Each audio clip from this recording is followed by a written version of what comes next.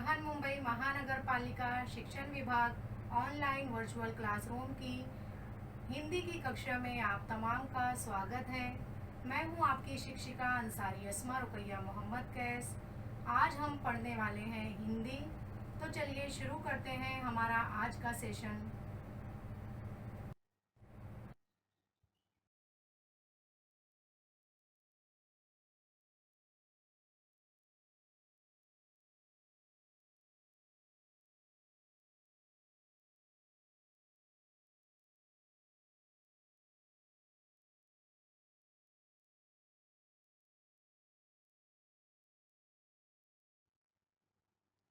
MCGM online virtual class Mumbai Hindi की कक्षा में आप तमाम का स्वागत है।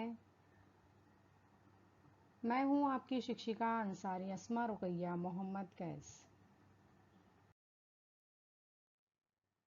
छात्रों, आपकी पुस्तक का नाम है हिंदी सुगम भारती 7वीं कक्षा।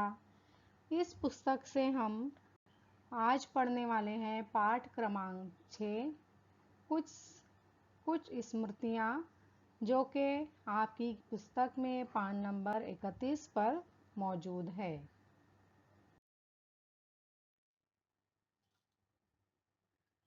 हमारे पाठ का नाम है कुछ स्मृतियाँ, जिसके लेखक हैं डॉक्टर APJ अब्दुल कलाम। सुनो, समझो और पढ़ो। पाठ क्रमांक 6, कुछ स्मृतियाँ। डॉक्टर APJ अब्दुल कलाम इस पाठ के लेखक हैं। आइए छात्रों, कुछ जानते हैं हम डॉक्टर APJ अब्दुल कलाम के बारे में। डॉक्टर APJ अब्दुल कलाम का जन्म 15 अक्टूबर सन 1931 रामेश्वरम, तमिलनाडु में हुआ। इनकी मृत्यु 27 जुलाई सन 2015 में हुई। इनकी रचनाएं हैं अग्नि की उड़ान, छुआ आसमान। इनका परिचय है। डॉक्टर कलाम ने भारत के राष्ट्रपति पद को विभूषित किया था। आपको भारत रत्न से सम्मानित किया गया है। इस आत्मकथा अंश में लेखक ने अपने बचपन की कुछ स्मृतियों को शब्दांकित किया है।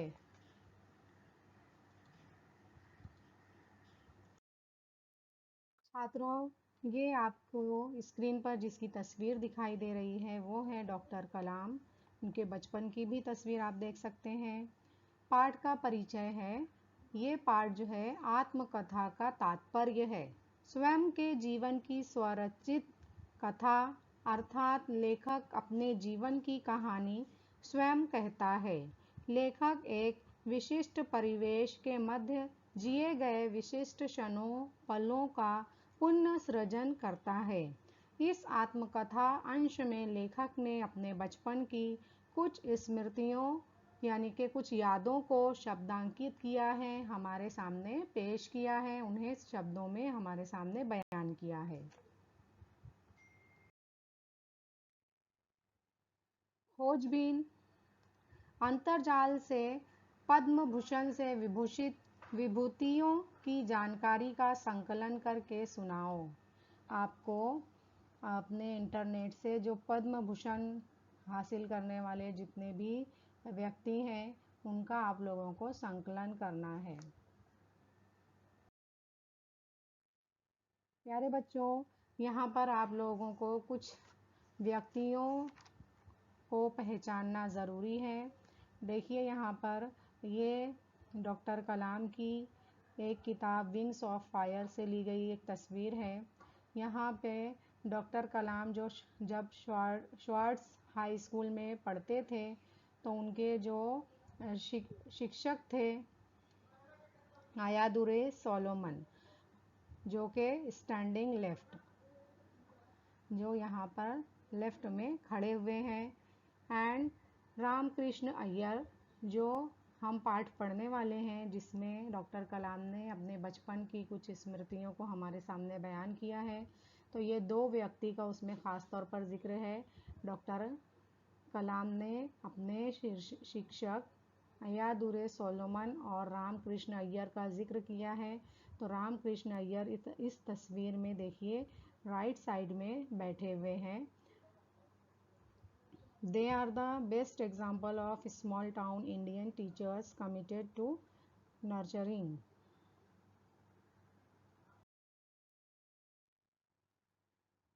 रामनाथपुरम में रहते हुए आयादुरै सोलोमन से मेरे संबंध एक गुरु शिष्य के नाते से अलग हटकर काफ़ी प्रगाढ़ हो गए थे। उनके साथ रहते हुए मैंने ये जाना कि व्यक्ति खुद अपने जीवन की घटनाओं पर काफ़ी असर डाल सकता है।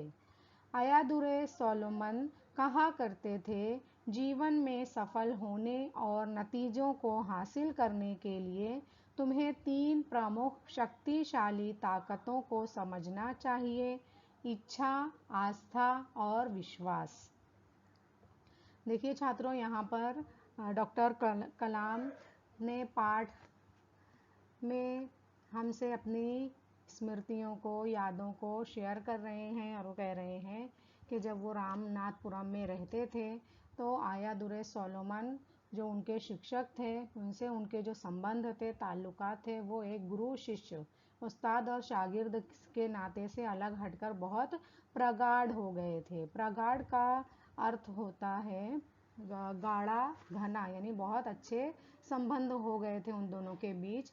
उनके साथ रहते हुए मैंने ये जाना कि व्यक्ति खुद अपने जीवन की घटनाओं पर काफ़ी असर डाल सकता है ना। हम हमारे जीवन की जितनी भी घटनाएं हैं, जितने भी वाक़यात होते हैं, उन पर हम अच्छी तरीके से असर डाल सकते हैं। अय्यादुरै सोलोमन कहा करते थे, जीवन में सफल होने और नतीजों को हासिल करने के लिए तुम्हें 3 प्रमुख शक्तिशाली ताकतों को समझना चाहिए। शक्तिशाली मतलब ताकतवर, बलवान ताकतों को समझना चाहिए। वो 3 शक्तिशाली ताकतें हैं: इच्छा, आस्था और विश्वास। आस्था का मतलब होता है विश्वास या निष्ठा। तो तुम्हें 3 ताकतों को अच्छे तरीके से समझना चाहिए। एक तो इच्छा, आस्था और विश्वास। श्री सोलोमन मेरे लिए बहुत ही श्रद्धेय बन गए थे। उन्होंने ही मुझे सिखाया कि मैं जो कुछ भी चाहता हूँ, पहले उसके लिए मुझे तीव्र कामना करनी होगी, फिर निश्चित रूप से मैं उसे पा सकूँगा। मैं खुद अपनी ज़िंदगी का ही उदाहरण लेता हूँ। बचपन से ही मैं आकाश एवं पक्षियों के उड़ने के रहस्यों के प्रति काफ़ी आकर्षित था। सारस को समुद्र के ऊपर अक्सर मंडराते देखता था। अब देखिए यहाँ पे छात्रों, श्री सोलोमन जो डॉक्टर कलाम के शिक्षक थे, वो डॉक्टर कलाम के लिए बहुत ही श्रद्धेय बन गए थे। श्रद्धेय का अर्थ होता है श्रद्धा के योग्य, यानी इज्जत, आप इज्जत के लायक बन गए थे। उन्होंने ही, यानी कि अय्यादुरै सोलोमन ने ही उन्हें, डॉक्टर कलाम को सिखाया कि मैं जो कुछ भी चाहता हूँ, है ना, डॉक्टर कलाम जो कुछ भी चाहते हैं, पहले उसके लिए मुझे तीव्र कामना करनी होगी। तीव्र कामना का मतलब होता है बहुत चाहना या बहुत इच्छा। बहुत ज़्यादा किसी चीज़ को जब हम हासिल करना चाहते हैं, उसे हम कहेंगे तीव्र कामना करनी होगी। फिर निश्चित रूप से मैं उसे पा सकूंगा। निश्चित का अर्थ होता है यकीनी।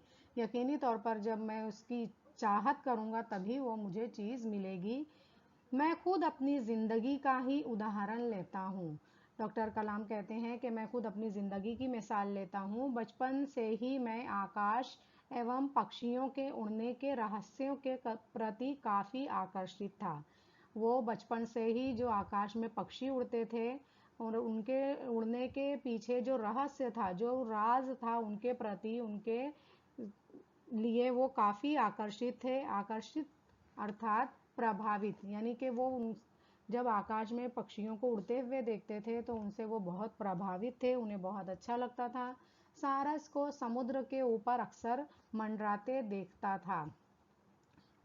डॉक्टर कलाम जो है वो समुद्र का जब नज़ारा करने जाते थे तो वो अक्सर सारस को समुद्र के ऊपर मंडराते देखते थे और उसके रहस्य के पीछे छुपी हुई बात को जानने की कोशिश करते थे। अन्य दूसरे पक्षियों को ऊंची उड़ानें भरते देखा करता था। हालांकि मैं एक बहुत ही साधारण स्थान का लड़का था, लेकिन मैंने निश्चय किया कि एक दिन मैं भी आकाश में ऐसी उड़ानें भरूंगा। वास्तव में कालांतर में उड़ान भरने वाला मैं रामेश्वरम का पहला बालक निकला। देखिए छात्रों, जब डॉक्टर कलाम समुद्र पर जाते थे तो वो वहाँ सारस और दूसरे पक्षियों को ऊंची उड़ानें भरते हुए देखा करते थे और सोचते थे कि इन पक्षियों के उड़ने के पीछे कौन सा रहस्य छुपा हुआ है। हालांकि डॉक्टर कलाम जो है वो एक ही बहुत ही साधारण स्थान के लड़के थे, लेकिन उन्होंने निश्चय कर लिया था, उन्होंने पक्का इरादा कर लिया था, संकल्प कर लिया था कि एक दिन वो भी आकाश में ऐसी उड़ानें भरेंगे। वास्तव में कालांतर में उड़ान भरने वाला मैं रामेश्वरम का पहला बालक निकला। कालांतर कुछ समय बाद, है ना। और असलियत में उन्होंने बचपन में जो सोचा था, उन्होंने जो इरादा बांध लिया था कि मैं भी ऐसी उड़ानें भरूंगा, तो बहुत समय बाद जब वो जवान हुए और कालांतर में वो उड़ान भरने वाले रामेश्वरम के पहले बालक निकले। आयादुरै सोलोमन सचमुच एक महान शिक्षक थे, क्योंकि वे सभी विद्यार्थियों को उनके भीतर छिपी शक्ति एवं योग्यता का आभास कराते थे। सोलोमन ने मेरे स्वाभिमान को जगाकर एक ऊंचाई दी थी और मुझे एक ऐसे माता पिता के बेटे जिन्हें शिक्षा का अवसर नहीं मिल पाया था, ये आश्वस्त कराया कि मैं भी अपनी आकांक्षाओं को पूरा कर सकता हूँ। वे कहा करते थे, निष्ठा एवं विश्वास से तुम अपनी नियति बदल सकते हो। अब छात्रों देखिए, यहाँ पर डॉक्टर कलाम जो है वो अपने शिक्षक आयादुरै सोलोमन की तारीफ बयान कर रहे हैं। वो कहते हैं कि आयादुरै सोलोमन जो थे वो सचमुच एक महान शिक्षक थे, क्योंकि वे सभी विद्यार्थियों, जितने भी स्टूडेंट्स थे, उनके जो भीतर छुपी हुई शक्तियाँ थी, जो उनकी काबिलियत थी, वो उनकी योग्यता का आभास कराते थे, उनको उस महसूस कराते थे कि उस विद्यार्थी के अंदर ये छुपी हुई शक्ति है। सोलोमन ने मेरे स्वाभिमान को जगाकर एक ऊंचाई दी थी। मेरे शिक्षक आयादुरै सोलोमन जो थे, उन्होंने मेरे स्वाभिमान को जगाया था और उनको एक ऊंचाई दी थी, और मुझे एक ऐसे माता पिता जिन्हें शिक्षा का अवसर नहीं मिल पाया था, जिन्हें पढ़ाई का मौका नहीं मिल पाया था, ये आश्वस्त कराया, ये निश्चित कराया कि मैं भी अपनी आकांक्षाओं को, मैं भी अपनी ख्वाहिशात को, अभिलाषाओं को पूरा कर सकता हूँ। वे कहा करते थे, कौन कहा करते थे? आयादुरै सोलोमन कहा करते थे कि निष्ठा यानी कि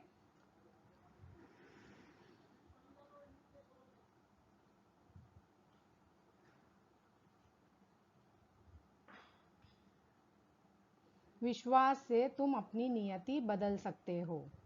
नियति अर्थात किस्मत। अगर तुम्हारे अंदर विश्वास है, अपने आप पर विश्वास है, तो तुम अपनी नियति, अपनी किस्मत बदल सकते हो।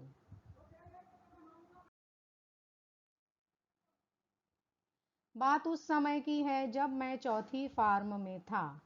सारी कक्षाएं स्कूल के अहाते में अलग अलग झुंडों के रूप में लगा करती थीं। मेरे गणित के शिक्षक रामकृष्ण अय्यर एक दूसरी कक्षा को पढ़ा रहे थे।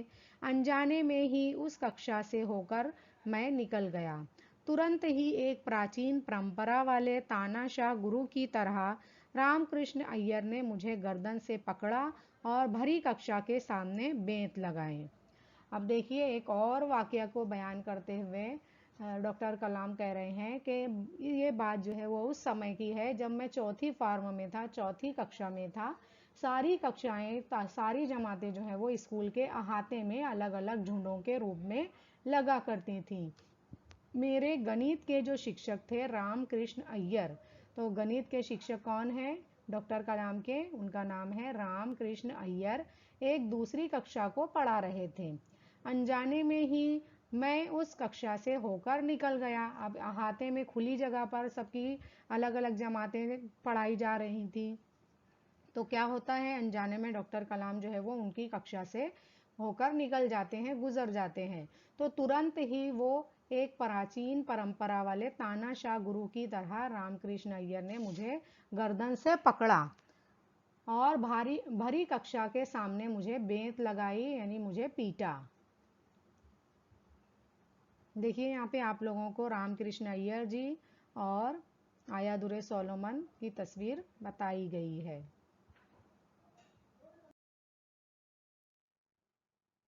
कई महीनों बाद जब गणित में मेरे पूरे नंबर आए, तब रामकृष्ण अय्यर ने स्कूल की सुबह की प्रार्थना में सबके सामने ये घटना सुनाई।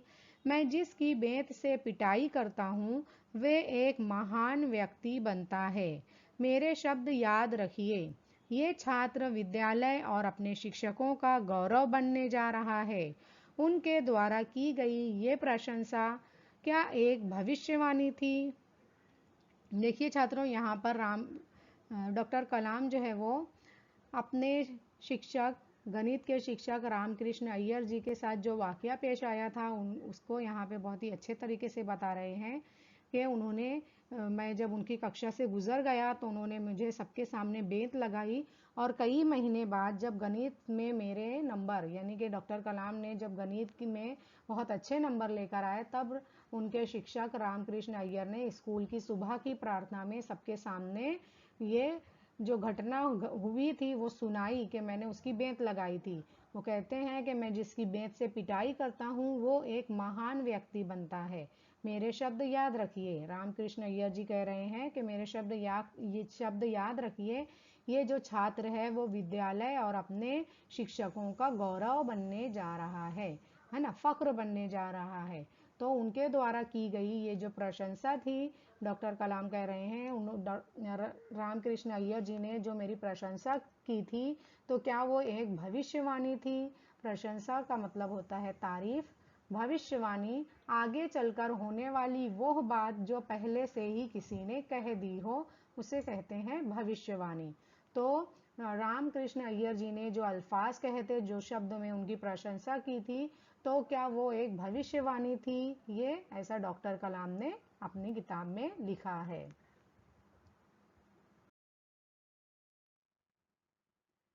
श्वार्ट्ज हाई स्कूल से शिक्षा पूरी करने के बाद मैं सफलता हासिल करने के प्रति आत्मविश्वास से सराबोर छात्र था।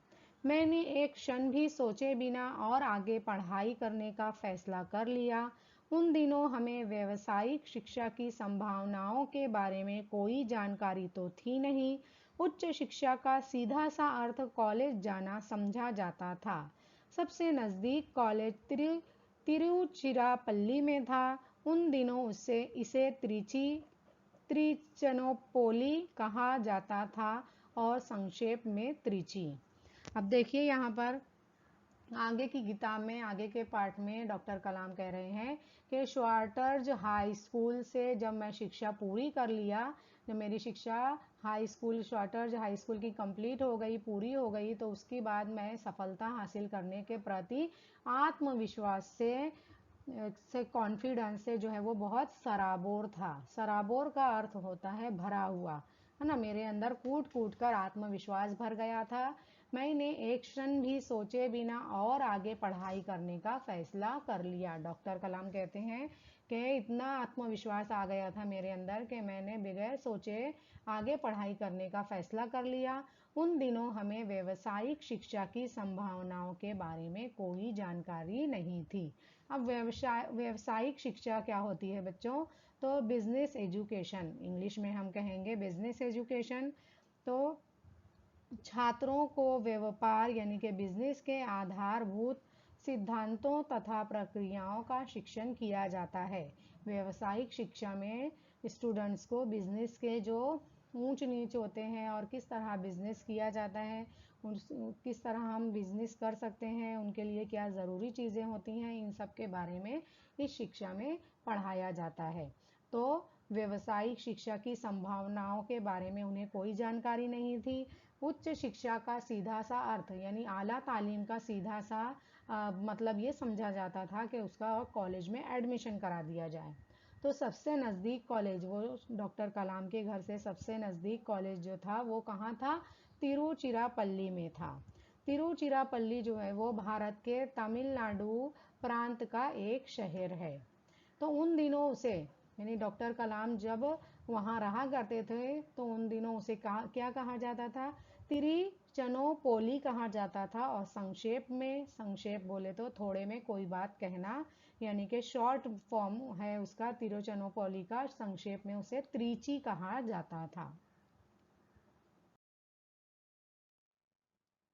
जब कभी मैं त्रिची से रामेश्वरम लौटता तो मेरे बड़े भाई मुस्तफ़ा कलाम, जो रेलवे स्टेशन रोड पे परचून की एक दुकान चलाते थे, मुझसे थोड़ी बहुत मदद करवा लेते थे और कुछ कुछ घंटों के लिए दुकान को मेरे जिम्मे छोड़ जाते थे। मैं तेल, प्याज, चावल और दूसरा हर सामान बेच लेता था। मैंने पाया कि सिगरेट और बीड़ी सबसे ज़्यादा बिकने वाली वस्तुएं थीं। अब आगे के पार्ट में जो है वो डॉक्टर कलाम अपनी ज़ाती ज़िंदगी के बारे में कुछ वाक़यात बता रहे हैं। वो कहते हैं कि जब कभी मैं त्रिची से, यानी अपने कॉलेज की पढ़ाई करते हुए रामेश्वरम अपने आबाई घर लौटता था तो मेरे जो बड़े भाई थे मुस्तफ़ा कलाम, जो रेलवे स्टेशन रोड पर परचून की दुकान चलाते थे, किराना दुकान चलाते थे, तो मुझसे थोड़ी बहुत मदद करवा लेते थे और कुछ कुछ घंटों के लिए दुकान को मेरे ज़िम्मे छोड़ जाते थे। तो वहाँ पर डॉक्टर कलाम जो है वो तेल, प्याज, चावल और दूसरा सामान बेचता था। मैंने पाया, यानी डॉक्टर कलाम ने वहाँ पे ऑब्ज़र्व किया, वहाँ पे उन्होंने देखा कि सिगरेट और बीड़ी जो है वो सबसे ज़्यादा बिकने वाली वस्तुएं थीं। देखिए यहाँ पे तिरुचिरापल्ली से रामेश्वरम आपको बताया गया है। यहाँ पर तिरुचिरापल्ली है और ये रामेश्वरम है, और ये रामेश्वरम की तस्वीर आप लोगों के सामने है। मुझे ताज्जुब हुआ करता था कि गरीब लोग अपनी कड़ी मेहनत की कमाई को किस तरह धुएं में उड़ा देते हैं। जब मैं मुस्तफ़ा के यहाँ से खाली हो जाता तो अपने छोटे भाई कासिम मोहम्मद की दुकान पर चला जाता। वो वहाँ मैं शंखों एवं सीपियों से बने अनूठे सामान बेचा करता था। भाइयों की सहायता करना मुझे अच्छा लगता था। अब देखिए यहाँ पे वो दूसरे वाक़ये बताते हुए कहते हैं कि जब मैं मुस्तफ़ा कलाम की दुकान पर, अपने बड़े भाई की दुकान पर जब मैं किराना दुकान में जाकर कुछ चीज़ें बेचा करता था तो वहाँ मैं देखता था कि लोग जो है वो बीड़ी और सिगरेट जो है वो ज़्यादा खरीदते थे। तो उन्हें इस बात पर ताज्जुब होता था कि गरीब लोग अपनी कड़ी मेहनत की कमाई को किस तरह धुएं में उड़ा देते हैं। और जब वो मुस्तफ़ा के यहाँ से खाली हो जाते तो वो अपने छोटे भाई कासिम मोहम्मद की दुकान पर जाते थे। वहाँ पर वो शंखों और सीपियों से बने हुए अनूठे, यानी अजीब व गरीब यूनिक सामान बेचा करते थे। तो भाइयों की सहायता करना डॉक्टर कलाम को बहुत अच्छा लगता था। ताज्जुब, आश्चर्य। देखिए यहाँ पे पाठ से ही ली गई हुई एक तस्वीर है पुस्तक की। तो ये अनूठे सामान बेचते हुए यहाँ पे डॉक्टर कलाम आपको दिखाए गए हैं।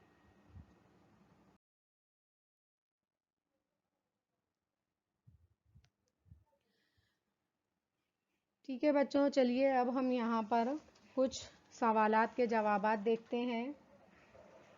प्रश्न पहला, वाक्य का सही क्रम लगाकर वाक्य फिर से लिखो। हमने पाठ पढ़ा तो यहाँ पे 4 वाक्य दिए हुए हैं। रेलवे स्टेशन रोड पर परचून की एक दुकान चलाते थे। सबसे नज़दीक कॉलेज तिरुचिरापल्ली में था।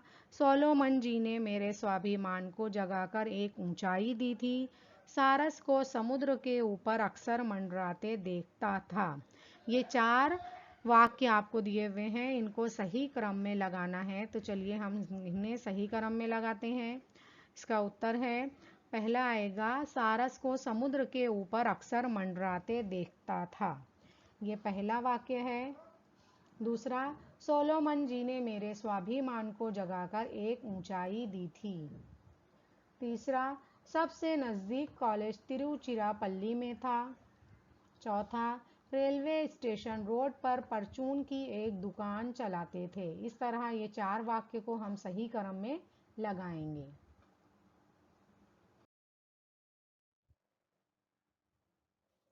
प्रश्न दूसरा, कोष्ठक में से सही विकल्प चुनकर वाक्य फिर से लिखो।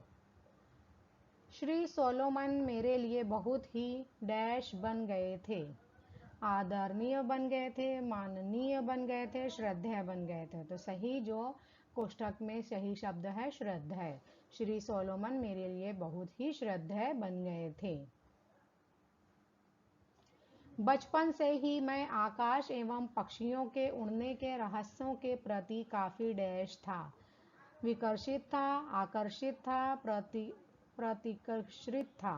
तो यहाँ पे सही शब्द आएगा आकर्षित था। निष्ठा एवं विश्वास से तुम अपनी डैश बदल सकते हो। भाग्य, नियति, भविष्य। नियति बदल सकते हो। सही आएगा वह शब्द नियति। उन दिनों हमें शिक्षा डैश की संभावनाओं के बारे में कोई जानकारी तो थी नहीं। कोष्ठक में 3 अल्फाज शब्द दिए हुए हैं, व्यापारिक, व्यवसायिक, आध्यात्मिक। तो यहाँ पर सही शब्द आएगा व्यवसायिक। हम खाली जगह में लिखेंगे व्यवसायिक। मैंने पाया कि डैश और बीड़ी सबसे ज्यादा बिकने वाली वस्तुएं थीं। कोष्ठक में दिए हुए हैं पान, सुपारी, सिगरेट। तो मैंने पाया कि सिगरेट और बीड़ी सबसे ज्यादा बिकने वाली वस्तुएं थीं। प्रश्न तीसरा, निम्नलिखित प्रश्नों के उत्तर एक एक वाक्य में लिखो। प्रश्न पहला, रामनाथपुरम में रहते हुए अब्दुल कलाम के संबंध किससे प्रगाढ़ हो गए थे? उत्तर, रामनाथपुरम में रहते हुए अब्दुल कलाम के संबंध आयादुर्रे सोलोमन से प्रगाढ़ हो गए थे। प्रश्न दूसरा, आयादुर्रे सोलोमन के अनुसार जीवन में सफल होने और नतीजों को हासिल करने की 3 प्रमुख शक्तियां कौन सी हैं? आयादुर्रे सोलोमन के अनुसार जीवन में सफल होने और नतीजों को हासिल करने की 3 प्रमुख शक्तियां हैं, इच्छा, आस्था और विश्वास। प्रश्न तीसरा, अब्दुल कलाम बचपन से ही किसके प्रति काफी आकर्षित थे? अब्दुल कलाम बचपन से ही आकाश एवं पक्षियों के उड़ने के रहस्यों के प्रति काफी आकर्षित थे। प्रश्न चौथा, कालांतर में आकाश में उड़ान भरने वाला रामेश्वरम का पहला बालक कौन बना? उत्तर, कालांतर में आकाश में उड़ान भरने वाला रामेश्वरम का पहला बालक अब्दुल कलाम बने। प्रश्न पांचवा, डॉक्टर अब्दुल कलाम आयादुर्रे सोलोमन को एक महान शिक्षक क्यों मानते थे? उत्तर, डॉक्टर अब्दुल कलाम आयादुर्रे सोलोमन को एक महान शिक्षक इसलिए मानते थे क्योंकि वे सभी विद्यार्थियों को उनके भीतर छिपी योग्यता एवं शक्ति का आभास कराते थे।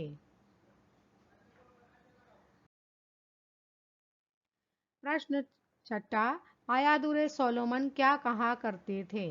उत्तर, आयादुर्रे सोलोमन कहा करते थे कि विद्यार्थी निष्ठा एवं विश्वास से अपनी नियति बदल सकते हैं।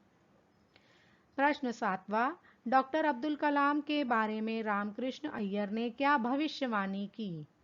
उत्तर, डॉक्टर अब्दुल कलाम के बारे में रामकृष्ण अय्यर ने भविष्यवाणी करते हुए कहा कि यह लड़का विद्यालय और अपने शिक्षकों का गौरव बनने जा रहा है।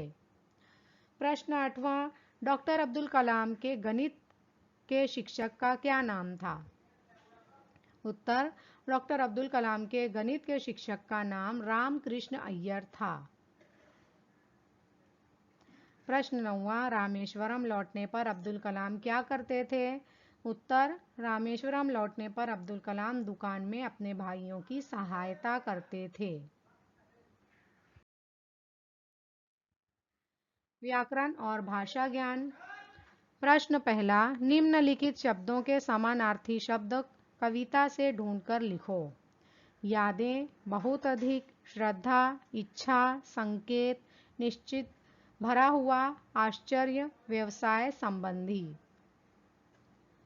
उत्तर, यादें, स्मृतियां, बहुत अधिक, प्रगाढ़, श्रद्धा, आस्था, इच्छा, कामना, भरा हुआ, सराबोर, निश्चित, आश्वस्त, संकेत, आभास, आश्चर्य, अचंभा, व्यवसाय संबंधी, व्यवसायिक।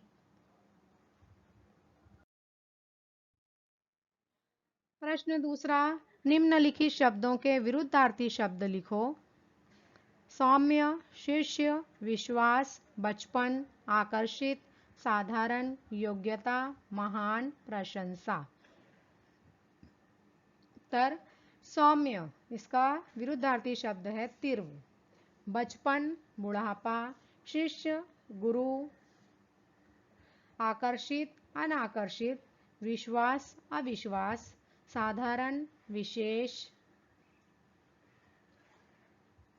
योग्यता, अयोग्यता, महान, क्षुद्र, प्रशंसा, निंदा। भाषा की ओर, चित्र के आधार पर सभी कारकों का प्रयोग करके वाक्य लिखो। अब देखिए छात्रों, आपकी पुस्तक में एक चित्र दिया हुआ है। आपको चित्र के आधार पर जो कारक इस्तेमाल किए गए हैं, अब कारक का मतलब होता है जिस शब्द के द्वारा संज्ञा या सर्वनाम का संबंध अन्य शब्दों के साथ दिखाया जाए उसे कारक कहते हैं, है ना। जो सर्वनाम या जो संज्ञा है उसका संबंध जो है वो किसी अन्य शब्द के साथ दिखाया जाए उसे हम कहेंगे कारक। कारक के 8 भेद होते हैं। तो अब यहाँ पर हम देखेंगे, पहला वाक्य दिया हुआ है मछुआरे ने जाल फेंका। तो यहाँ पे मछुआरा, ये कर्ता कारक है। तो हमें इस चित्र को देखते हुए कारक का प्रयोग करना है और वाक्य बनाना है। तो हम दूसरा वाक्य बनाएंगे, एक स्त्री नारियल इकट्ठा कर रही है। तीसरा वाक्य बनाएंगे, नाविक चप्पू से नाव चला रहा है। चौथा वाक्य बनाएंगे, एक लड़का पेड़ से नारियल तोड़ रहा है। लड़की मछलियों के लिए दाना डाल रही है। छठा वाक्य बनाएंगे, एक व्यक्ति पेड़ पर चढ़ रहा है। सातवां वाक्य बनाएंगे, लड़के की माँ टोकरी में नारियल रख रही है। आठवां वाक्य बनाएंगे, माँ ने कहा, अरे लड़के इधर आ। इस तरह हम ये कारक का प्रयोग करते हुए वाक्य बनाएंगे। गृह कार्य के क्वेश्चंस आपकी स्क्रीन के सामने हैं। प्रश्न के उत्तर लिखो। अब्दुल कलाम ने आयादुर्रे सोलोमन को महान शिक्षक क्यों माना? कालांतर में अब्दुल कलाम आकाश में उड़ान भरने वाले बालक कैसे बने? इन 2 प्रश्नों के उत्तर आप अपनी कॉपी में लिखिए। धन्यवाद।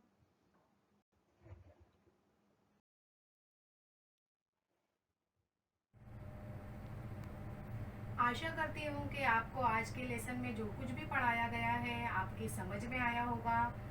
घर काम के क्वेश्चंस हल कीजिए और अपने स्कूल के व्हाट्सएप ग्रुप पर शेयर कीजिए।